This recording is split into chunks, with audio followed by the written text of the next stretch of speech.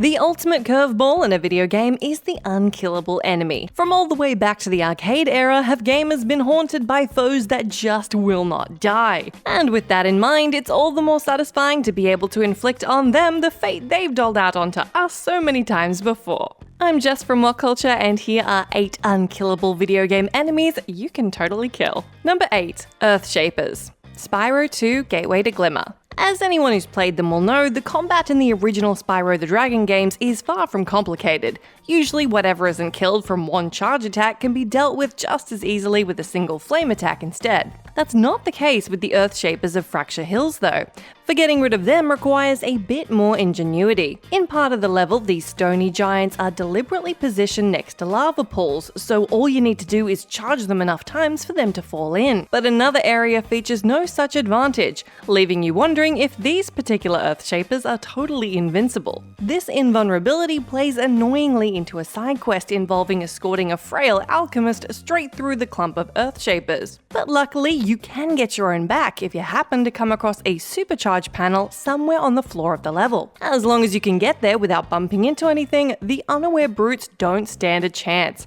And you can now bulldoze them through like they're made of cinder toffee. For all the grief they put you through, it's endlessly satisfying. Number 7. Sanctum Knights. Dark Souls 2. In a game like Dark Souls 2, the last thing you ever want to come across is an enemy you can't kill.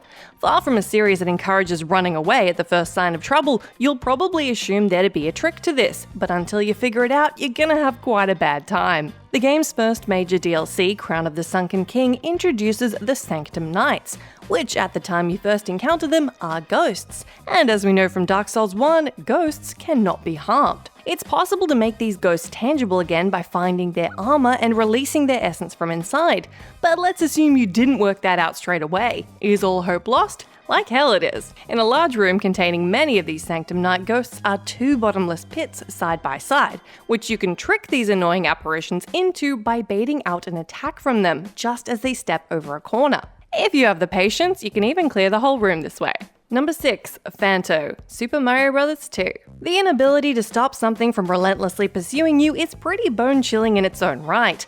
But when this something is a flying dichromatic mask with a permanent smile of pure evil, well, that's just rubbing it in even further. Super Mario Bros. 2 is quite the black sheep of the Mario franchise, considering it wasn't originally even a Mario game to begin with. While most of the series' iconic enemies, such as Koopas, Goombas, Piranha Plants, and the like, are featured in pretty much every game, Mario Bros. 2 has a roster of baddies all of its own. And one of these is Phanto, who will go apeshit and zip around the screen after you when you take the key in the same room. The only way to deal with this vengeful visage is to use a tricky combination of the stopwatch and star power-ups, the former to lock him in place and the latter to actually kill him with. But don't celebrate prematurely, as the moment you enter the room with the key, the bloody thing is back to stay. Number 5. Delilah Copperspoon. Dishonored 2.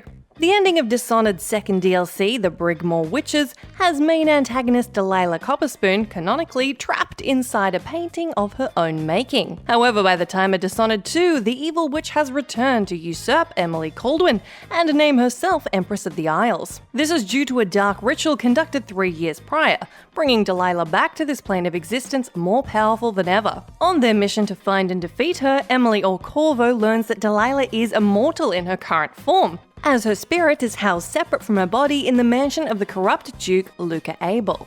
Until you manage to reunite Delilah's spirit with her body, there's no way to kill her for good. The end of the game takes place in Delilah's new masterpiece, a painting capturing her vision of a perfect world. If you're going for the non-lethal approach, simply dispose of her doppelgangers, knock her out, and carry her out of the painting. But if you so wish, it's now entirely possible to kill her, and in classic Dishonored fashion, doing so is as easy or as hard as you make it. Shoot her in the head with your crossbow or take her head on with sword and superpowers. Your choice. Number 4. Zeus, God of War series. As revenge stories go, there aren't many that stretch over 3 massive installments, and that's usually because the villain gets their just desserts after the end of the first one. Not in God of War, for the big bad of the original trilogy sticks around for almost as long as Kratos himself. Zeus is the father of Kratos, and basically everyone else, and becomes consumed by fear after Kratos opens Pandora's box, turning the once benevolent ruler into a totally irredeemable all-round a-hole. His villainous role begins properly in God of War II, although there's one pretty big snag in Kratos' plan to give the bearded giant the closest shave he's ever had.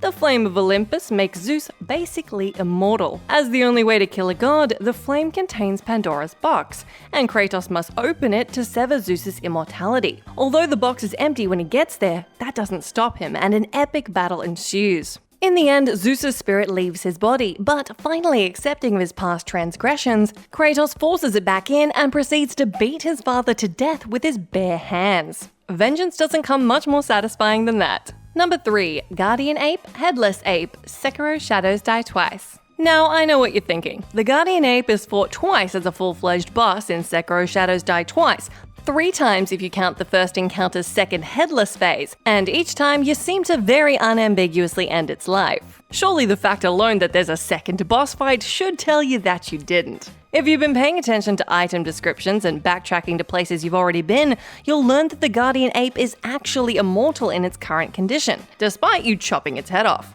This is because its body is infested by a huge centipede, impervious to any normal weapon, and therefore will revive every time it's defeated, to be controlled again by its invasive parasite. The only way to kill the ape for good, whether or not you've already completed the 2 boss fights, is with the Mortal Blade, a weapon with the power to sever the hold that these near-immortal centipedes have on their hosts. Without the Mortal Blade, the second boss fight will end with the exposed centipede writhing from within the headless ape's body. Only by coming back later with the weapon in question can you end this insidious insect once and for all, and spare its host the agony of such artificially prolonged life. Number 2. Seath the Scaleless, Dark Souls. Long before encountering him, the player will hear a lot about the mad dragon, Seath the Scaleless, on their journey through Lordran.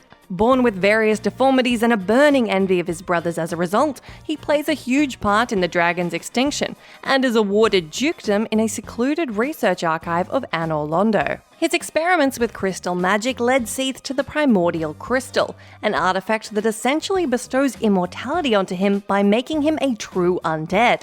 During the first boss encounter with him then, you're unable to leave a scratch on him at all, and are doomed to be killed and locked away in the dungeon. Later, when you make it to the center of the crystal cave, Seath will attack you once again.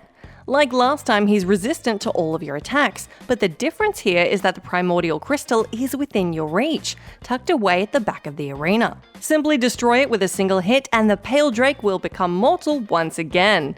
And I trust you know what to do at this point. Number 1. Ubermorph, Dead Space 2. Horror games are the perfect breeding ground for enemies that can't be killed. In cases like Slender, the player has no means of fighting back regardless, but in Dead Space 2, Isaac Clarke can be stocked to the gills with destructive mining implements and still be torn to shreds by the legendary deathless beast, the Ubermorph. First glimpsed in Chapter 13, the Ubermorph is nothing like the dozens of necromorph types Isaac Clarke has encountered thus far. Its appearance is far less human and far more alien than the converted human corpses the rest of the game has consisted of, with 5 glowing eyes and skin showing no signs of blood or tearing. Shooting off its limbs will cause them to regenerate, whichever way you try it. But unlike its predecessor, the Hunter, who is finally incinerated by rocket fire, there is no way at all to get rid of the Ubermorph. Except there is. In Chapter 15, just before the final boss, the Ubermorph will drop down and pursue you once again. There's a large fan at the back of the room, and with a ton of quick shots from the force gun, the player can push the enemy through the fan, causing it to disappear from the playthrough forever. Did that kill it then, or is it still out there somewhere? Well, you can be the judge of that, but one thing is for certain. It's a hell of a relief to finally see the last of that guy. Let me know down in that comment section if you can think of any other unkillable video game enemies you do finally get to kill. As always, I've been Jess from WhatCulture. Thank you so much for hanging out with me. You can come say hi to me on my Twitter where I'm @JessMcDonald, but make sure you stay tuned to us here for plenty more content.